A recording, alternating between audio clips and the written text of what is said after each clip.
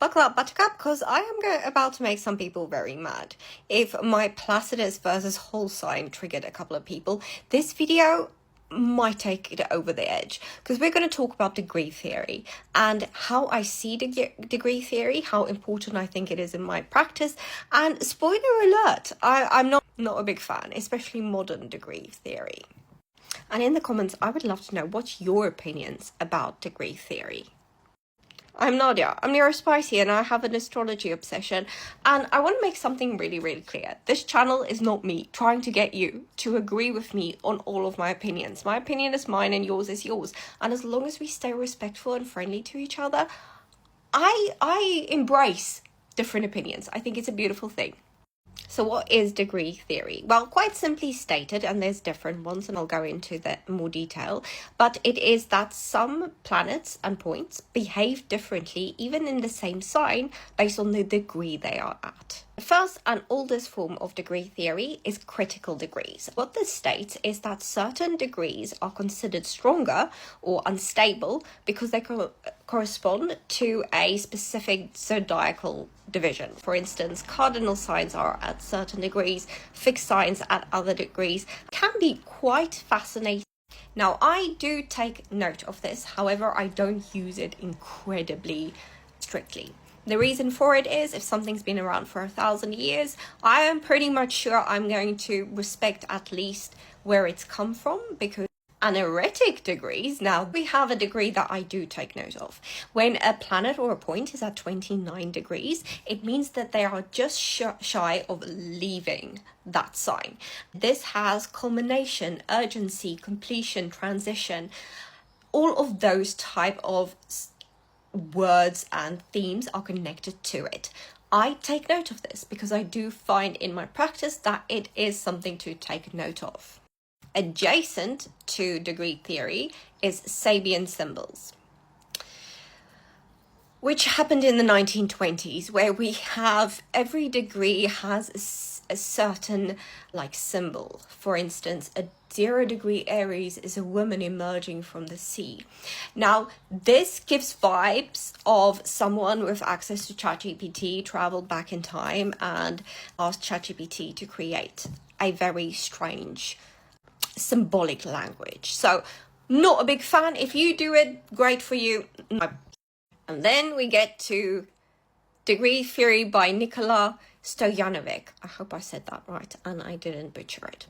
So this was in the early 2000s. What he proposed is that every single degree corresponds to a certain zodiac. And what it is basically it starts at one place and it loops around, and then it starts again and it loops around. And what he identified is that 22 degree was a degree theory that came up again and again with people that were either worked in military or in police or people that killed people. Therefore, he said it's a kill or be killed, or it was taken in that way. As you can imagine, Tumblr had a field day. Yes, that is what we call it way back when. And social media has gone crazy with it as well because it makes for great clickbait. There's a reason why I didn't start this as, do you have the killer degree? Because I don't like doing clickbaity videos. I also think that it has basically been butchered a lot from his original proposal when it comes to degree theory. Now, I have a very specific criteria. If it has been around for more than 500 years, I sit up and listen. When it's something more modern that is based on vibes, a lot of this is based on vibes. There's no peer-reviewed study. It's not widely accepted among astrologers. And there's no real agreement from astrologers that is the thing. Now, I want to say the following. When we spot patterns and when we work with astrology, there is a real scenario where you go crazy, where you see a pattern in everything.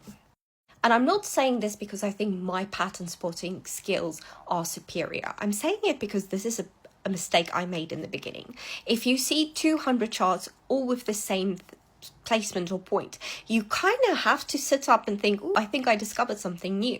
However, billions of charts out there, it's not data. It's basically opinion. So I'll make a separate video on how Hellenistic astrology stole my heart after I was very non-Hellenistic at all. But I think one of the biggest problems we have as astrology enthusiasts is seeing patterns in everything, thinking that everything has merit or everything is important.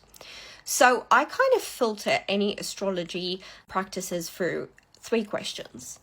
Question 1, how many people have asked the same question over centuries and got a similar answer? If so, I listen.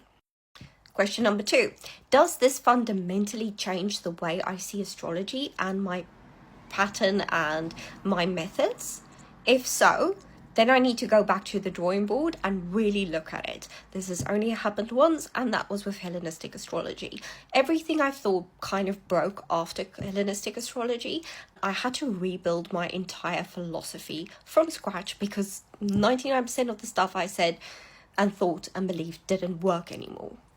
And third, is this really valuable, or does it just really have the potential to be incredible clickbait?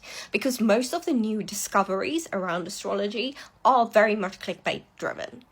Now, my Gremlin Gemini moon hasn't come out to play this week, so if you're a ride or die and you made it to the end, thank you so much, by the way. Let's see if we can manipulate the little search bar at the bottom. Type in some version of did Prince Harry study astrology, or he did study astrology, because I think that will confuse a lot of people and make it absolutely hilarious for everyone that doesn't watch the videos all the way through. And it would be fascinating if we can manipulate that little search button.